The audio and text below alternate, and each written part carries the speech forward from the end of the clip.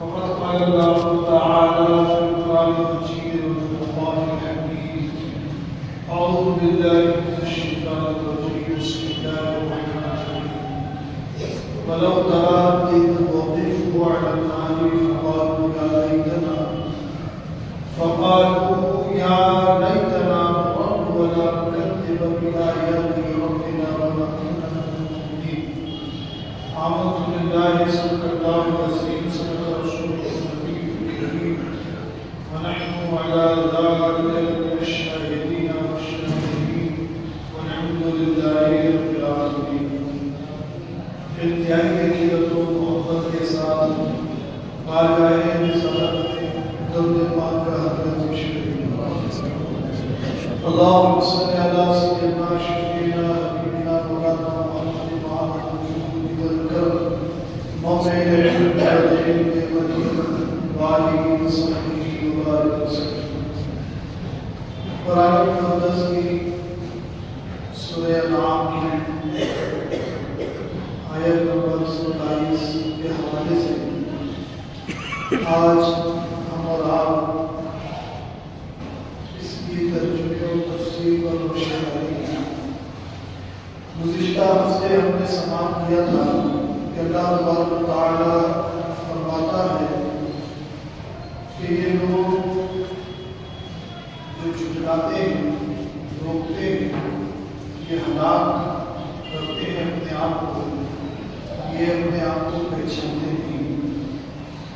اسی طرح یہ وہ کیفیت اللہ نے بیان کی جو دنیا کی رنگینیوں میں ڈوب کر انسان اپنی زندگی گزارتا ہے، مگر موت ایک ایسی سچائی ہے، موت ایک ایسا حقیقی آئینہ ہے. اس سے ملنے کے بعد سارے پردے اٹھ جاتے ہیں، جتنی بھی چیزیں حائل ہیں سب عیاں ہو جاتی ہیں. موت کافر اور مشرک و منافق کو ظاہر کر دیتی ہے کہ ان کا نفاق، ان کا کفر، ان کا شرک. اسی طرح جو لوگ اپنے گناہ پر اڑے رہتے ہیں اور گناہوں کی عادتوں میں اپنی زندگی بسر کرتے ہیں، اللہ اس کے رسول کے فرمان کی طرف نہیں آتے، بس اپنی منمانی زندگی کو گزارتے رہتے ہیں. موت ان کو بھی سمجھا دیتی ہے کہ نیکیوں کا اجر کیا ہے اور گناہوں کی سزا کیا ہے. گویا موت ایک ایسی سچائی ہے، بڑے سے بڑا پڑ جانے والا بھی موت سے ملنے کے بعد اس میں گزرا. مگر ہمارے اسلام کا درس یہ ہے، ہمارا دین یہ بتاتا ہے، قرآن یہ سمجھاتا ہے کہ جتنا کچھ ماننا ہے سب موت سے پہلے مانو. موت کے بعد کسی چیز کو مانیتا نہیں. موت کے بعد جب آشکار ہو جائے گا حق، تو اس حق کو ماننے والی بات مانی نہیں جائے گی. یہی حال کافروں کا قرآن بیان کرتا ہے، یہی کیفیت منافقوں کی قرآن بیان کرتا ہے کہ یہ لوگ جو دنیا میں اللہ کی نشانیوں کو جھٹلاتے ہیں اور دنیا میں آپ کی ہر کہی بات کو سچ جاننے کے باوجود انکار کرتے ہیں کہ قیامت کا ہولناک منظر ہوگا اور یہ دیکھیں گے کہ ان کے انکار کا انجام سخت ترین جہنم ہے، تو پھر یہ اس سچائی کو، اس حق کو دیکھنے کے بعد تمنا کریں گے کہ ہاں حق تو یہی تھا جو محمد رسول اللہ صلی اللہ علیہ وسلم نے بیان کیا. کاش ہم دنیا میں دوبارہ بھیجے جاتے، پھر ہم اپنے رب کی طرف لوٹنا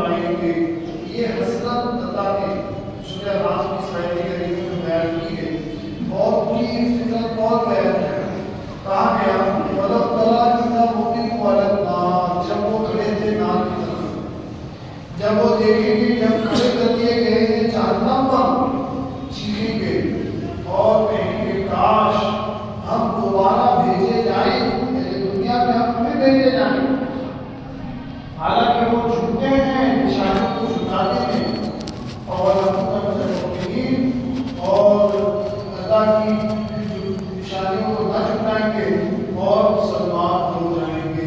یہ کب کی کیفیت ہے؟ مرنے کے بعد حق کو دیکھ لینے کے بعد کی کیفیت۔ ایمان بالغیب کی اہمیت ہے۔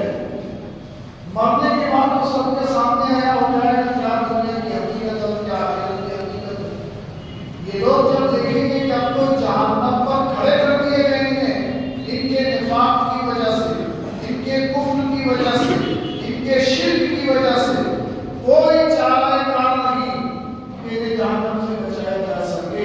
جب دیکھیں گے کہ حال یہ ہے کہ ہمارے کفر نے، ہمارے شرک نے، ہمارے نفاق نے ہمیں جہنم کے راہ پر کھڑا کر دیا، حسرت ظاہر کرے کہ کاش ہمیں دوبارہ بھیج دیا جائے، ہمیں دوبارہ دنیا میں بھیج دیا جائے تو اب ہم اللہ کی نشانیوں کو نہیں جھٹ پائیں گے، مومن ہو جائیں گے، مسلمان ہو جائیں گے۔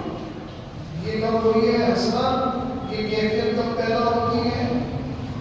دیکھنے کے بعد حق سامنے آ جائے تب۔ حالانکہ قرآن کیا کہتا ہے اس پر میں تھوڑی سی آپ کے سامنے ترکیبی گفتگو کروں گا، مگر اگلی آیت کو سماعت کیجیے کہ قرآن اس کیفیت کو کس انداز سے بیان کرتا ہے۔ قرآن کہتا ہے بل بدا لهم ما كانوا يخفون من قبل ولو ردوا لعادوا لما نهوا عنه وإنهم لكاذبون۔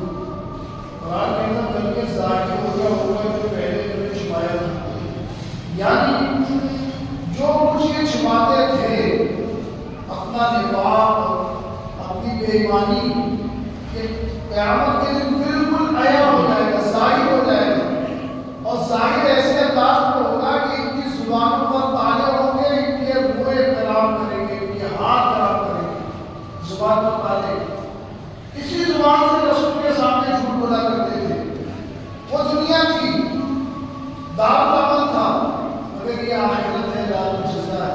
یہاں زبانوں پر تالے ہیں، اب آپ کے ہاتھ بول رہے ہیں، آپ کی زبان کے بدلے آپ کی آنکھیں کلام کر رہی ہیں، کان کلام کر رہے ہیں، انگلیاں کلام کر رہی ہیں، 5 انگلیاں الگ الگ کلام کریں گی، انگوٹھا الگ بولے گا، انگلی الگ بولے گی، اشارت کی بیچ والی الگ بولے گی، اس کے بعد والی الگ بولے گی، آخری والی الگ بولے گی، ساری انگلیاں کلام کریں گی اور اس کے اپنے فعل کو بیان کریں گی۔ یہ بندہ ایسا ایسا تھا، اس نے ایسا ایسا کیا، کوئی چارہ کار نہیں۔ قیامت کا ایسا ہولناک دن، ایسے ہولناک منظر میں جب زبان پر تالے ہوں اور اعضائے بدن اس کے بارے میں گواہی دے رہے ہوں، اس قدر شرمندگی کا ماحول ہوگا۔ یہی سچائی دیکھنے کے بعد وہ کہیں کہ کاش ہم دنیا کو واپس دے دیا جائے۔ تو اللہ کیا کہہ رہا ہے کہ یہ ایسا اس لیے کہیں گے کہ اب ان کا سب کچھ سامنے آ گیا، اب وہ حسرت کریں گے کہ ہمیں دنیا میں بھیج دیا جائے، حالانکہ وہ جھوٹے ہیں۔ جب قرآن کیا کہتا ہے وقال من کیا الہ ہے دنیا ہونا اور کہنے لگے نہیں ہے مگر ہماری یہی دنیا کی زندگی اور اٹھائے نہ جائیں گے۔ قرآن کہتا ہے کہ اب اگر ان کی حسرت پر اللہ ان کو واپس بھیج دے، حالانکہ ہونا نہیں، مگر ان کی کیفیت اللہ بیان کرتا ہے قرآن میں کہ اگر اللہ ان کو بھیج دے کیا کہیں گے کاش ہم دنیا میں دوبارہ بھیج دے جاتے، تو ہم اللہ کو بھی مان لیں گے، رسول کو بھی مان لیں گے، قرآن کو بھی مان لیں گے، جو بات اللہ نے کہی سب مان لیں گے، کیونکہ اب دیکھ لیا انہوں نے جہنم کو، دیکھ لیا انہوں نے کہ حق اسلام ہی ہے، دیکھ لیا انہوں نے کہ سچ محمد صلی اللہ علیہ وسلم کی باتیں ہی ہیں۔ اب کہیں کہ کاش ہمیں دنیا میں دوبارہ بھیج دے، کاش ہمیں دنیا میں دوبارہ بھیج دے، تو اللہ فرمانا کاش یہ کہہ رہے ہیں کاش کاش ہمیں دنیا میں واپس بھیج دے، تو قرآن کہتا ہے کہ اگر اللہ یہ بھیج دیا دنیا میں تو یہ دنیا کی رنگینیوں میں دوبارہ جہنم کو دیکھنے کے بعد بھی واپس جب دنیا میں آئیں گے تو ایک پھر گمراہ ہو گئے۔ اس لیے کہ تقدیر مبرم ٹالا نہیں جا سکتا، تقدیر مبرم جو علم الہی میں محفوظ ہے۔ شیطان کا معاملہ دیکھ لیجیے آپ، استاذ الملائکہ تھا، ملائکہ کا استاد تھا، ملائکہ اسے جنت کے ڈوروں میں بٹھا کر کے جنت کی باغیچوں میں ٹہرایا کرتی تھی، جھولا دیا کرتی تھی، ان کو ڈوریاں سنایا کرتی تھی، ملائکہ ان کے آگے پیچھے خدمت میں گزارا کرتی تھی۔ اس قدر پائے بزرگ ہونے کے باوجود جو کہ تقدیر مبرم میں علم الہی میں یہ محفوظ تھا کہ یہ آدم کی توحید کرے گا اور ابلیس ہو جائے گا، اسی طرح تقدیر مبرم میں یہ منافقین، یہ کفار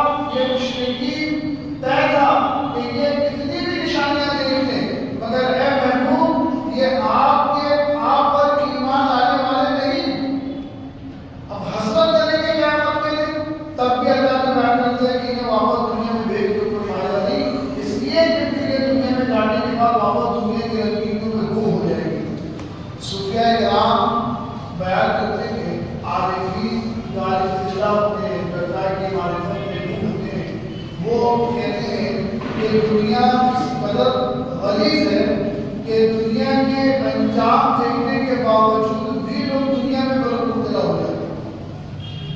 قرآن کی یہی بات کہہ رہا ہے کہ اگر انہیں دنیا میں واپس بھیج دیں تو پھر انہیں دنیا اچھی لگے، حالانکہ وہ آنکھوں سے دیکھ چکے ہیں دنیا کا انجام۔ دنیا کوئی مانے خیز چیز نہیں، دنیا کوئی مانے خیز چیز نہیں، ایک وقت گزارنے کی جگہ ہے دنیا، کتنی بے اعتبار ہے دنیا، موت کا انتظار ہے دنیا، زندگی نام رکھ دیا کس نے تو موت کا انتظار ہے دنیا۔ تو دنیا ایک سرائے ہے، یہاں تو صرف وقت گزارنے کے لیے بھیجا گیا ہے۔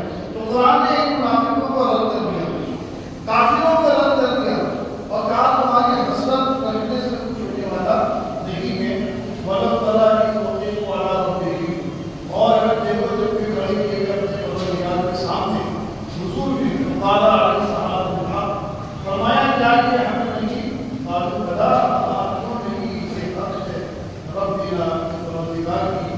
قال فذوقوا العذاب بما كنتم تكفرون، فرمایا تو چکھو عذاب جو تم نے انکار کیا تھا۔ اللہ تبارک و تعالیٰ انہیں یوں ہی جہنم میں نہیں ڈالے گا، عذاب کے حوالے ڈائریکٹ نہیں کرے گا، ان سے اقرار کروائے گا، کہو ان کی کیا بات ہے؟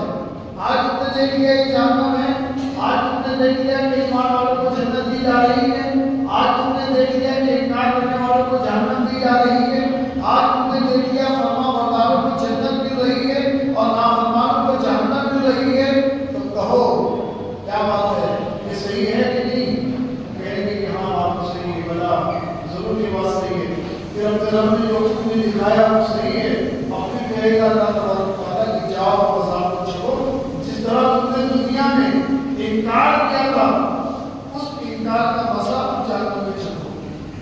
مفسرین اور غیر بالغین کہتے ہیں کہ جس طرح انجام ہوگا منافقین کا، کفار کا، مشرکین کا، گناہ گار کو بھی ڈرنا چاہیے ان آیات قرآن سے۔ جس طرح اللہ تبارک و تعالیٰ منافقوں کے لیے کوئی راستہ نہیں کھولتا، جس طرح اللہ تعالیٰ کافر کے لیے کوئی راستہ نہیں کھولتا، جس طرح اللہ تعالیٰ مشرک کے لیے کوئی راستہ نہیں کھولتا، اسی طرح جب کسی گناہ گار سے ناراض ہو جاتا ہے تو پھر اس کی ہدایت کا کوئی راستہ نہیں ہوتا۔ اس لیے گناہ پر بڑھنے سے بہتر ہے کہ دنیا کی جائے، اس لیے بہتر ہے کہ توبہ استغفار کو اپنا شعار بنایا جائے، اس لیے کہ گناہ نیکیوں کو ختم کرنے والے عمل ہے اور انسان کی روحانی کیفیت کو ختم کرنے والی چیز ہے، اس لیے گناہ اچھی چیز ہے، گناہ سے بچنا چاہیے اور اپنے آپ کو بچانے کی ہم آپ کو کوشش کرتے رہنا چاہیے۔ قرآن مقدس کے لیے آیت میں اللہ فرماتا ہے قد خسر الذین کذبوا بلقاء اللہ، بے شک گھاٹے میں رہے جنہوں نے جھٹلایا اللہ سے ملنے کو، جو لوگ یہ کہتے ہیں کہ کوئی زندگی کے بعد آخرت و آخرت نہیں ہے، سب حالتوں کی باتیں ہیں، مر جانا ہے، دنیا کی زندگی کو پوری کر کے چلے جانا ہے، اس کے بعد جو گیا وہ گیا، واپس دوبارہ زندہ کیا جانا، آخرت میں جمع ہونا، سب فضول کی باتیں ہیں اور علماؤں کے یہ سب چٹکلے ہیں، اس میں کوئی حقیقت و سچائی نہیں۔ قرآن اس کا رد کرتا ہے، جو لوگ یہ کہتے ہیں کہ سب جھوٹ ہے اللہ سے ملنا، حالانکہ ہمارا کہنا ہے کہ اللہ ہے کہ الیہ راجعون، جو لوگ اللہ کی طرف سے بھیجے گئے اور اللہ کی طرف واپس چلے جائیں گے، تو ہمارا ایمان ہے، اسلام کا یہ بنیادی عقیدہ ہے کہ ہم اللہ سے ملیں گے، اللہ کے اوپر جائیں گے، اللہ کے پاس کھڑے ہوں گے اور اسے اپنی زندگیوں کا حساب دیں گے۔ قرآن کے اندر تم تسألون یومئذ عن النعیم، تم سے ایک ایک چیز کی بات پوچھی ہوگی، ایک ایک بات اللہ تم سے پوچھے گا، تمہیں جواب دینا ہوگا اللہ کو۔ تو ہمارا عقیدہ یہ ہے کہ ہم اللہ سے ضرور ملیں گے، اللہ کے پاس ضرور جائیں گے اور اپنی زندگیوں کا حساب کتاب ہوگا۔ اگر وہ کہتے ہیں کہ نہیں دنیا کی زندگی بڑی آسائش کی زندگی ہے، اس کے بعد آخرت کا تصور اصول ہے، قرآن کہتا ہے بڑے نقصان والے لوگ ہیں، وہ بڑے خسارے میں رہنے والے ہیں جنہوں نے اللہ سے ملنے کو انکار کر دیا۔ حتی اذا جاءتهم الساعة بغتة، حالانکہ یہاں تک کہ جب آ گئی ان کے پاس قیامت، اچانک قیامت آ گئی ان کے پاس اچانک، یہ غافل انسان جو ہوتا ہے کسی کے سامنے اچانک موت آ جائے تو کیا کر سکتا ہے؟ موت اچانک آ جائے تو کیا کر سکتا ہے؟ موت آئی اور اچھل چلی گئی، توبہ کی توفیق نہ مل سکی، توبہ کا موقع نہ مل سکا، ایسی اچانک آ جائے گی دنیا میں قیامت، لوگ دنیا داری میں لگے رہیں گے، لوگ دنیا کو اچھا سمجھتے رہیں گے، لوگ دنیا ہی میں ملوث رہیں گے، لوگ دنیا داری ہی کو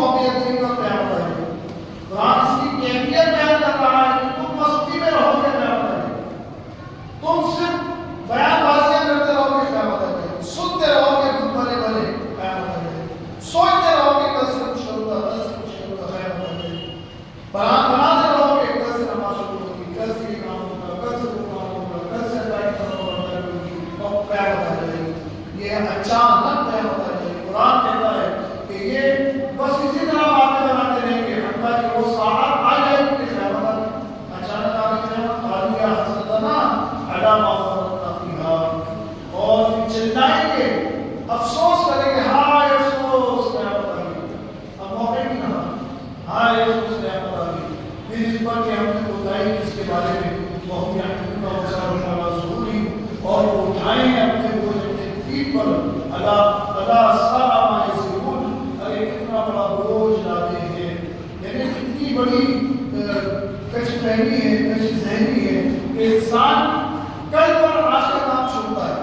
آج کا نہیں, کل دیکھیں گے, پرسوں سے دیکھیں گے, پھر کریں گے, پھر سمجھیں گے. بس یہی حسرت بڑی زندگی میں اسی طرح حسرتیں پیدا کرتے رہو, پرانی کرتے رہو, سوچتے رہو, وچار کرتے رہو. یہی حال کافروں کا ہوگا, یہودیوں کا ہوگا, مشرکین کا ہوگا, منافقین کا ہوگا. ہم خسارے میں دونوں ہیں. ایک بڑا نقصان ہے, چھوٹا نقصان ہے. بڑا نقصان تو یہ ہے ان لوگوں کا کہ ان کو ایمان کی توفیق نہیں ملے گی, قیامت آ جائے گی اور ہمیشہ کے لیے جانا ہے. اور مومن کے لیے نقصان چھوٹا یہ ہوگا کہ گانا کو ہمیشہ کے لیے تو نہیں جائے گا, کچھ لمحے ہو جائے گا. اور سوال ہے کچھ لمحے بھی برداشت ہو سکے کہ جہنم کا عذاب, توبہ کی توفیق نہ مل سکی, موقع نہ ملا,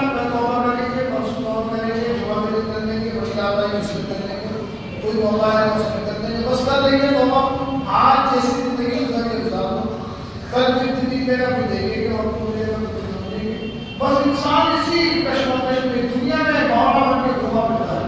بس یہی دنیا کی زندگی ہے, وہ گھومتا رہتا ہے اپنے ذہن میں. آج کروں گا, کل کروں گا, پھر کروں گا, تب کروں گا, اور اسی بس کی عمر جو ہے گزرتی چلی جاتی ہے. بچہ کا جوان ہو گیا, جوان کا اجڑ ہو گیا, جلد بڑا ہو گیا, پھر سے مر گیا. یہ زندگی قرآن مطالبہ کر رہا ہے خبردار اپنی اسلامی پہل کو جلدی اسلام کا ورنہ موت قیامت آ جائے گی اور قیامت بھی قریب ہے. اور اللہ کے رسول صلی اللہ علیہ وسلم کو 1450 برس پہلے ہی فرما چکے ہیں قیامت قریب ہے. 1450 سال پہلے میں نے بیان کر چکا آپ نے کہ قیامت قریب ہے. اب وہ قیامت آتی جا رہی ہے, قیامت آتی جا رہی ہے. اب آپ دیکھتے ہیں قیامت قریب ہے. آپ نے وہ واقعہ بڑا مشہور سنا ہوگا, حضرت خواجہ ویسے کرتے رضی اللہ عنہ کہ حضور پاک صلی اللہ علیہ وسلم نے اپنا جبہ مبارکہ حضرت عائشہ کو حضرت عمر کو دیا اور کہا کہ تم جاؤ قلب کی بستی میں, ہمارا ایک دیوانہ ہے, اس نے لے کر آؤ, اس نے ہماری امت کی بخشش کی گزارش کی. یہ مقام ہے حضرت ویسے کرتے رضی اللہ عنہ. حضرت خواجہ ویسے کرنے کے بعد جب حضرت علی حضرت عمر گئے وہ جبہ مبارکہ لے کر, تو حضرت ویسے کرنے نے کیا عمل کیا, حضور کا جبہ لیا, ایک بات کے کنارے گئے اور سجدے میں سر رکھا کہ اللہ سے امت کی کوشش کی دعا ہے. حضرت علی رضی اللہ تعالیٰ عنہ نے جا کر آپ کو کہا کہ ویسے ہمارے لگے اور پورے حضرت تھے, تو حضرت خواجہ ویسے کرنے کے کہا چلیے دعوت کی اجازت, کچھ باتیں ہم سے کرنا چاہتے تھے. حضرت خواجہ ویسے کرنی سے حضرت علی اور حضرت عمر کچھ باتیں کرنا چاہتے تھے. تو حضرت ویسے کرنی کیا کہتے ہیں حضرت علی کو, حضرت عمر کو کہتے ہیں کہ علی ہے عمر, باتیں کرنے کا وقت نہیں ہے, قیامت بہت قریب ہے, مجھے اس کی تیاری کرنی ہے, آپ جب اپنا نام کرو مجھے اپنا کام کرو. یہ حال ہے 1450 سال برس پہلے. وہ میری صحابیت کا اگرچہ مقام نہ ملا مگر اس دور میں تھے آپ نے حضرت علی کو دیکھا, حضرت عمر کی ملاقات کی, اور حضرت علی جیسی شخصیت کو حضرت خواجہ ویسے کرنی کہتے ہیں علی باتیں کرنے کا ٹائم نہیں ہے, قیامت قریب ہے, مجھے اس کی تیاریاں کرنی ہیں, آپ اپنی تیاری کرو, مجھے اپنی تیاری کرو. دیوانے تھے اللہ کی یاد میں, مگر سمجھتے گئے دنیا والوں کو کہ وہ 1450 برس پہلے بھی اس امید پر نہیں تھے کہ بہت ٹائم ہے. اب 1450 سال گزار دیے, اب ہماری عمریں 30 سال ہو گئی, 40 سال ہو گئی, 50 سال ہو گئی, ابھی بھی عمریں ٹھکانے پہ نہیں ہیں, بس من مرضی زندگی جی رہے ہیں اور اتنی بے خوف زندگی جی رہے ہیں کہ ہماری اپنی تباہیاں دیکھنے کے بعد بھی ہمیں عمل ٹھکانے آتی ہے, اور بس یہی دیکھتے کہ زندگی گزرے گی اور قیامت آ جائے گی. قرآن کہتا ہے کہ تم اسی طرح بہت بستی میں رہو گے, قیامت آ جائے گی, اور پھر حسرت کے سوا کچھ باتیں نہیں رہے. جب تک جب انسان کو نقصان اٹھاتا ہے اور کسی لاپرواہی کی وجہ سے, تو نقصان اٹھانے کے بعد وہ سوچتا ہے کاش لاپرواہی نہیں کیا ہوتا تو نقصان نہیں ہوتا. تو یہ تو دنیا کی حسرت ہے. دنیا میں آج اگر آپ نے کوئی چیز کا نقصان اٹھایا تو کل تیار ہو جاؤ کہ کل نقصان ہونے سے بچ جائے گا, مگر آخرت قیامت آ جائے گی تو پھر کہاں سے مشکل ہوگی, موت آ جائے گی تو پھر کہاں سے مشکل ہوگی. موت کو بار ہمارے آپ کے سروں پر بنا رہی ہے, اس کو صرف ایک اجازت کی ضرورت ہے، اللہ اجازت دے اور آپ سے لے لیں، وہ مرنا ضروری ہے آپ کے آس پاس، میرے آس پاس اور آپ کے آس پاس، ہم سے دور نہیں، وہ ہماری زندگی سے باخبر ہے، ہم اپنی موت سے باخبر ہیں، وہ سمجھ رہی ہے کہ ہماری زندگی میں یہ موڈل چالو ہے اور جس دن ختم ہوگا حکومتوں ہم سے لینے کی گئی، اور کس صورت میں آئے گی کسی کو نہیں پتا، کون کس طرح مرد میں مرے گا، اور حادثے میں مر جائے گا، اور بیماری میں مر جائے گا، اور سجدوں میں مرے گا تو کون کہاں مرے گا، مگر موت ہو گئی۔ تو قرآن مطلب یہ کرتا ہے انسان اپنی زندگی کے طرز عمل کو بدل دو اور اللہ کی فرما برداری کی طرف لوٹو، اللہ کی طرف آؤ، اپنے دین کو سمجھو، اپنے دینداری کو سمجھو، شریعت مطہرہ سے محبت کرو، اللہ کے پیارے محمد صلی اللہ علیہ وسلم کی سنتوں کو دیکھو، اس لیے کہ اگر تم اسی طرح زندگی جیتے رہو گے تو خبردار موت تو آئے گی اور قیامت آ جائے گی، اور جس طرح منافقین حسرت کریں گے کاش قیامت دیکھنے کے بعد کاش ہمیں موقع ملے، کہ تم بھی ایسے ہی حسرت کرو گے کاش ہمیں تھوڑا سا موقع مل جائے، جو وقت گزر گیا اب اے اللہ موقع دے دے۔ حدیث پاک کا مفہوم عرض کر رہا ہوں، حدیث پاک کا مفہوم، زندگی گزار دی نمازیں نہ پڑھی، زندگی گزار دی کبھی سجدے نہ کیے، موت واقع ہو گئی، مر گئے، ہم مرنے کے بعد جب دیکھا کہ یہ کیا معاملہ ہے، پھر اللہ سے کہیں گے پروردگار اب ہمیں دنیا کی صرف اتنی سی زندگی دے دے کہ ہم تیری بارگاہ میں ایک سجدہ کریں، ایک سجدے میں دیر کی رکھ کے آپ سجدے میں گئے، 3 بار سبحان ربی الاعلیٰ کیا، اٹھ گئے، اتنی دیر کی مہلت آپ اللہ سے مانگے گی، کون کہتا ہے؟ حدیث پاک کا نکلا، اللہ کے پیارے محبوب کہتے ہیں 3 بار سبحان اللہ کہنے کا موقع دے دیں، کتنی زندگی کہ آپ کو سبحان اللہ کہنے کی، سبحان اللہ سبحان اللہ سبحان اللہ، یہ وقت گزر گئی، بس آنند فانند آپ نے 3 سبحان اللہ کہہ دیا، وقت گزر گیا۔ پیارے آقا صلی اللہ علیہ وسلم فرماتے ہیں موت مل جانے کے بعد اب بندے کہیں گے اے اللہ اتنی سی زندگی دے دے دنیا میں، اتنی سی، صرف 3 بار تیری تسبیح پڑھ کے آیا، اتنی سی زندگی دے دے کہ ایک سجدہ کر کے آیا، اللہ کے پیارے حبیب فرماتے ہیں اسے اتنی مہلت نہیں ملی، جتنی تھی دے دی، زندگی اللہ کی بڑی نعمت ہے، اس کو یوں ہی گزار کر پچھتاوے میں مت گزریے، ورنہ موت دوبارہ آپ کو ٹھکانے لگا دے گی، کسی عالم کی بات آپ کو اثر کرے نہ کرے، قرآن کی بات اثر کرے نہ کرے، حدیث کی بات اثر کرے نہ کرے، موت اتنی پر اسرار حکایت ہے، موت اتنی پر اسرار حقیقت ہے کہ جب ملتی ہے تو سب بدل جاتا ہے، سب سمجھ میں آتا ہے، مگر آج عالم کی بات مان لو، آج قرآن کی مان لو، آج حدیث کی مان لو تو فائدہ ہے، کل موت ملنے کے بعد ماننے سے کوئی فائدہ نہیں، کوئی فائدہ نہیں موت ملنے کے بعد، اس لیے کہ پھر موقع ہی نہیں ملے گا۔ سرکار دو عالم کہتے ہیں کہ آپ کو سبحان اللہ کہنے کا موقع ملے گا، آج اگر زندگی ہے تو غنیمت ہے، اپنے رب کو راضی کرو، اللہ کو راضی کرو، اس کی تصویر بیان کرو، فرماتا ہے وَمَا الْحَيَاةُ الدُّنْيَا إِلَّا لَعِبٌ وَلَهْوٌ، اور نہیں ہے دنیا کی زندگی مگر کھیل، اور بے شک آخرت والا گھر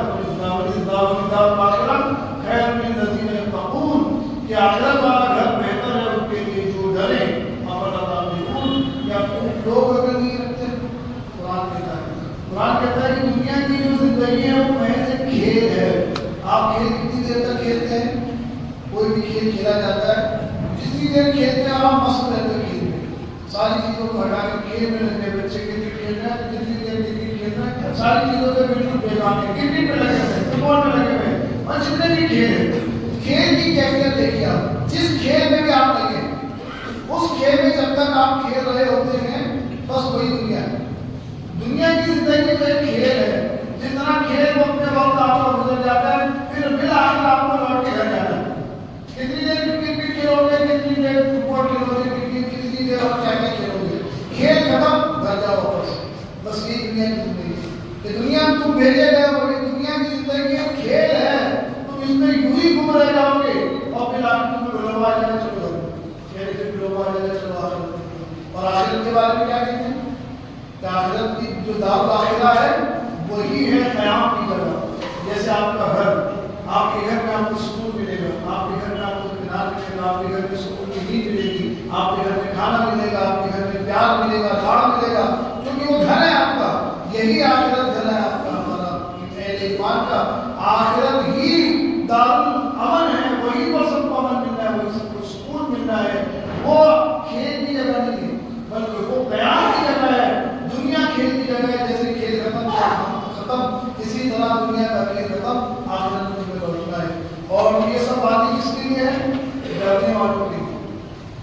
آپ کتنا وقت دیتے ہیں؟ اگر ابا کا ڈر ہے، گھر والوں کا ڈر ہے، گھنٹہ دو گھنٹہ کے لیے واپس دے جانا ہے کہ ابا چلائیں گے، ابا ڈر کے گھر میں مار کریں گے، فوراً نکل جلدی سے گھر آ گئے، گھنٹہ دو گھنٹہ کے لیے فوراً گھر آ گئے۔ تو یہ آخرت، اگر کوئی آخرت کو سمجھ لے کہ آخرت کیا ہے، وہ دنیا کے کھیل میں زیادہ مبتلا نہیں ہوتا، وہ سمجھ جاتا ہے کہ نہیں میرا آخرت کی حقیقت میں میرا گھر آخرت ہے، وہ فوراً آخرت کی طرف پلٹتے ہیں۔ تو قرآن کہہ رہا ہے کہ جو لوگ ڈرتے ہیں ان کے لیے دنیا کھیل ہے اور آخرت امن کی جگہ ہے، اور جو نہیں ڈرتے تو ان کے لیے تو پورا دن کوئی ڈر نہیں، کوئی خوف نہیں، کسی کا وہ کھیلتے رہے، پورا دن کھیل میں گزار دیا اور رات میں گزار دیا، تو دن کا مزہ ہی چلا گیا۔ اسی طرح دنیا کیوں نہیں گزار دی، نہ نمازیں پڑھی، نہ روزے رکھے، نہ اللہ کی فرما برداری کی، نہ قرآن پڑھے، نہ تلاوتیں کی، نہ رسول اللہ کی سنتوں پہ عمل کیا، کیوں ہی زندگی گزار دی؟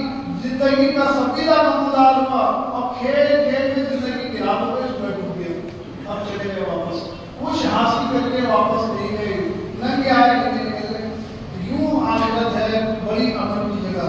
تو دنیا ان لوگوں کے لیے ڈر کی جگہ ہے، آخرت جو لوگ ڈرتے ہیں، جن کے دلوں میں اللہ تقویٰ رکھا ہے، وہ ڈرتے ہیں اور دنیا کو اتنا ہی استعمال کرتے ہیں۔ افلا تعقلون، قرآن کہتا ہے کہ آپ کو عقل نہیں، آخر قرآن بھی کیوں کہہ رہا ہے کہ آپ کو عقل نہیں؟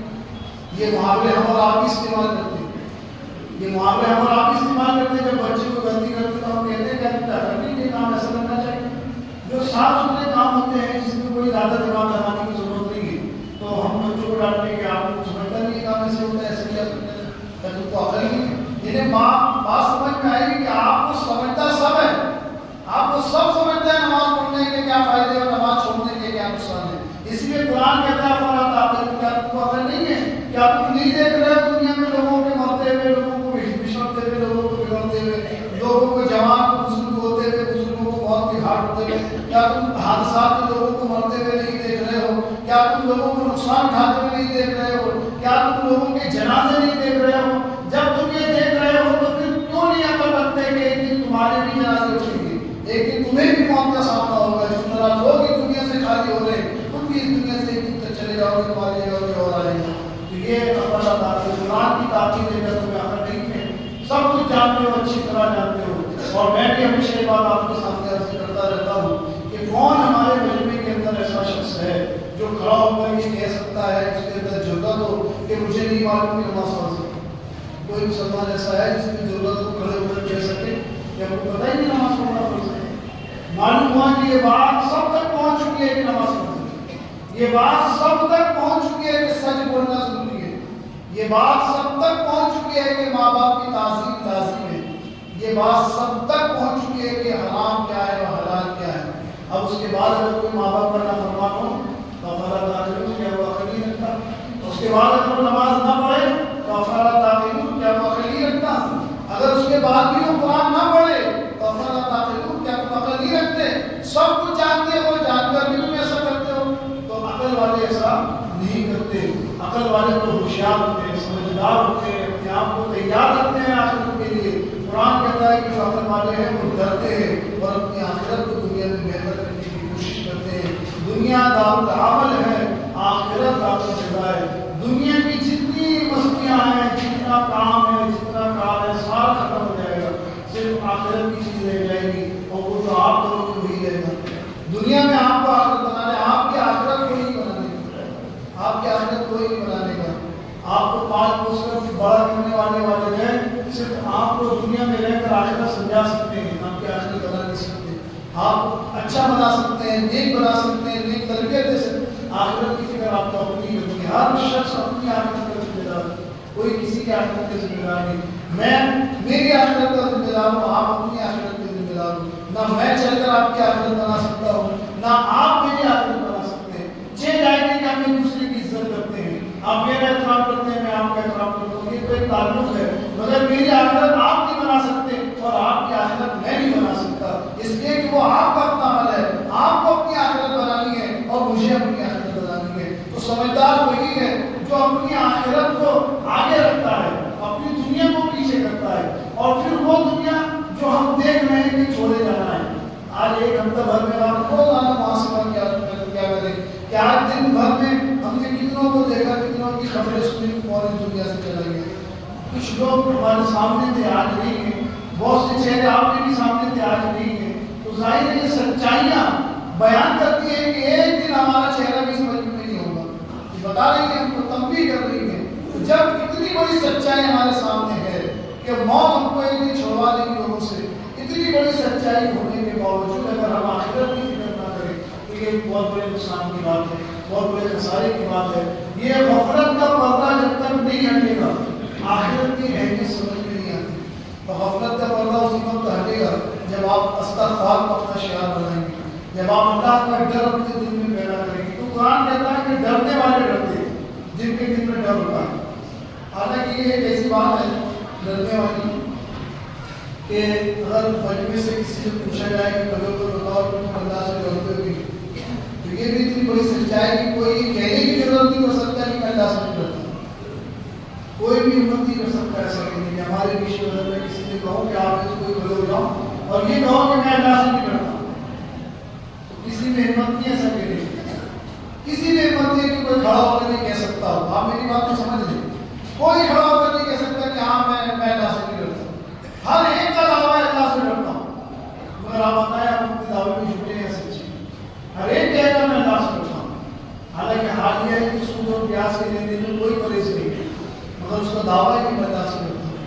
حال یہ ہے کہ کھڑے ہو کر ماں کو گالیاں دیتا ہے، باپ کو غور سے دیکھتا ہے، مگر اس سے پوچھو کہ کہتا ہے اللہ سے بہت ڈر لگتا ہے. آپ اس سے پوچھو کہ نماز 5 وقت میں کتنی پڑھی جاتی ہے تو کہتا ہے جمعہ تو آتے ہی 5 وقت کی مجھے نہیں پاتی، مگر جمعہ کی نماز پڑھتا ہوں. فرض 5 وقت کی نماز ایک وقت کی نہیں پڑھتا، مگر دعویٰ ہے کہ میں اللہ سے ڈرتا ہوں. یہ ایک ایسا جھوٹا دعویٰ ہے جس میں سب ڈر سکتے. کوئی ہمت نہیں کر سکتا یہ کہنے کی کہ میں اللہ سے نہیں ڈرتا. ہر کوئی شخص یہ کہتا ہے میں اللہ سے ڈرتا ہوں، اور جب اس سے پوچھا جائے کہ تو یہ ایسا کام بتا دے جس کی وجہ سے یہ سمجھا جائے کہ میں اللہ سے ڈرتا ہوں، تو ظاہر سی بات ہے کہ کوٹ ٹوٹنے والی بات ہے. دوبارہ یہ انسانی فطرت ہے. انسان فطری طور سے اندرونی طور سے اپنے ایمان کے ساتھ ہوتا ہے کہ واقعی اس کا دل، اس کا ایمان، اس کا ضرب یہ قبول کر رہا ہوتا ہے کہ میں اللہ سے ڈرتا ہوں. اس کا دعویٰ جھوٹا نہیں ہے، گرچہ عمل نہیں ہے اس کے پاس، وہ صحیح بول رہا ہوتا ہے اس کے، کیونکہ اس کا ایمان بول رہا ہے کہ میں اللہ سے ڈرتا ہوں. اب عمل نے اس کو اتنا ناکارہ بنا چکا ہے کہ وہ ثابت نہیں کر پاتا کہ میں اللہ سے ڈرتا ہوں، کیونکہ بے عملی نے اس کو اتنا ناکارہ کر دیا. اللہ کا خوف فطری طور سے ہر بندے کے دل میں ہوتا ہے، بس غفلت کے کچھ پردے ہیں جس کی وجہ سے وہ اپنے خوف الہی کو ظاہر نہیں کر پاتا، اور اس غفلت کے پردے کا شکار ہو کر وہ اللہ کی جھوٹ بھی بولتا ہے، ماں باپ کو بھی ستاتا ہے، نماز بھی چھوڑتا ہے، قرآن کی سے بھی دور ہوتا ہے، دین کی تعلیم سے بھی دور ہوتا ہے، دین کے عمل سے بھی دور ہوتا ہے، سنت سے بھی دور ہوتا ہے. مگر یاد رکھیے جو باتیں نصیحت کی ہے وہ آپ تک پہنچتی ہے قرآن کے حوالے سے، اس کو قبول کیا کریں، اس پر عمل کرنے کی کوشش کریں. یقیناً دنیا برف کی تیزی سے پگھل رہی ہے، جس طرح برف پگھلتا ہے دنیا کی زندگی اسی طرح پگھل رہی ہے، اور بالکل قیامت کی کگار پر یہ دنیا جا رہی ہے. نشانیوں پہ نشانیاں سامنے آتی جا رہی ہیں قیامت کی، اور دنیا ختم ہونے کی کگار پر ہے. کہ کب ختم ہوگی ہمیں آپ کو نہیں پتا، مگر یہ ختم ضرور ہوگی. جب یہ سچائی کا یقین ہمیں اور آپ کو ہے تو پھر ہمیں اپنے عمل کی طرف توجہ دینا چاہیے، اپنی بچی کچھ زندگی کو اللہ کی رضا کی خاطر تیار کرنا چاہیے. دیکھیے دنیا کے تماشے بہت اچھے لگتے ہیں، دنیا کی حسین باتیں اور دنیا کا حسین چہرہ ہمیں ضرور مبتلا کر دیتا ہے اس کے حسن پہ، مگر حقیقت یہ ہے کہ یہ چہرہ حسین نہیں ہے، دنیا حسین نہیں ہے، دنیا بدصورت ہے. یہ اتنی بدصورت ہے کہ جس دن سے اللہ نے اس کو بنایا دوبارہ آج تک نہیں دیکھا، اور قیامت کے دن بھی نہیں دیکھے گا. اللہ کے پیارے رسول فرماتے ہیں کہ دنیا قیامت کے دن اتنی بدصورت بوڑھی عورت کی شکل میں پیش کی جائے گی کہ کوئی اس کی طرف دیکھنا پسند نہیں کرے گا. جب لوگ آخرت میں دنیا کو اس بوڑھی عورت کی شکل میں دیکھ کر کہیں گے تو افسوس کریں گے، اپنے دست ملیں گے کہ ہائے افسوس اس قدر بدصورت عورت کے چکر میں ہم پڑے تھے. یعنی دنیا اتنی بدصورت ہے، اس کا حقیقی چہرہ ہمارے سامنے نہیں ہے، بس ہم اس کے حسن و جمال میں مبتلا ہے ہمارے نوجوان، اور دنیا کی رنگینیاں اور دنیا کی عیاشیاں اور اس کے حسن خرابہ میں ہم اس قدر مبتلا ہو گئے ہیں کہ ہم صلاۃ و سنت کے راستے کو بھولتے چلے جا رہے ہیں، جو کامیابی کا راستہ ہے، جو کامیابی کا راستہ ہے. ہم ان لوگوں کو فالو کرتے ہیں کہ جن کی نہ دنیا ہے نہ آخرت ہے، اور جنہیں فالو کرنے کے لیے قرآن کہتا ہے کہ رسول کی اتباع کرو، ہم اس رسول کی اتباع چھوڑ دیتے ہیں. اور اتباع کا امتحان خاص طور سے خوشی میں بھی موت ملتا ہے اور غم میں بھی ملتا ہے. جب آپ کے گھر کوئی خوشی ہو تب دیکھی جائے گی کہ آپ کتنے متبع رسول ہیں. اسی طرح جب گھر میں کوئی موت ہو، جب کوئی غم ہو، تب دیکھا جاتا ہے کہ آپ کتنے صابر اور شاکر ہیں. دونوں موقع آزمائش کے ہیں، اور سب سے بڑی، سب سے گھنی آزمائش جو ہے، سب سے کڑی آزمائش جو ہے، وہ خوشی کا موقع ہوتا ہے. اس لیے کہ اس وقت بندہ بالکل خوش ہوتا ہے اور خوشی پہ پھر جو چاہے کرتا ہے. غم میں تو چلیے اس کا دل غمگین ہے تو ظاہر ہے کہ غم سے اللہ یاد آتا ہے، تکلیف میں اللہ یاد آتا ہے، اللہ کی باتیں یاد آتی ہے، رسول اللہ یاد آتے ہیں، رسول اللہ کی باتیں یاد آتی ہیں. مگر جب چہرے پر شادمانی ہو اور ذہن پر خوشیاں ہوں اور چاروں طرف سے خوشی کا ماحول ہو، ایسے موقع پہ رسول کی اتباع کرنا، ایسے موقع پہ رسول کی اطاعت کرنا، ایسے موقع پہ اپنے دین کو مقدم رکھنا، ایسے موقع پہ اپنے دین کو سربلند رکھنا، جبکہ چاروں طرف سے خوشیاں ہوں، چاروں طرف سے شادمانی ہو، اس موقع پر اللہ کے دین کو مقدم رکھنا اور اللہ کی اطاعت کو مقدم رکھنا، یہ سب سے بڑے امتحان کی گھڑی ہوتی ہے. اور اسی وقت بندہ فیل ہوتا ہے. اللہ تعالیٰ کی بارگاہ میں دعا ہے کہ اللہ تعالیٰ خوشی و غمی میں ہر حال میں اس کے شکر کرنے کی توفیق عطا فرمائے، اس کے اور اس کے پیارے محبوب کی اطاعت کی توفیق عطا فرمائے، اور اپنی زندگی کے سارے اعمال اس کے پیارے محبوب صلی اللہ علیہ وسلم کی اتباع میں گزارنے کی قوت و طاقت عطا فرمائے، اور بالخصوص ہمارے نوجوانوں کو جوانی کی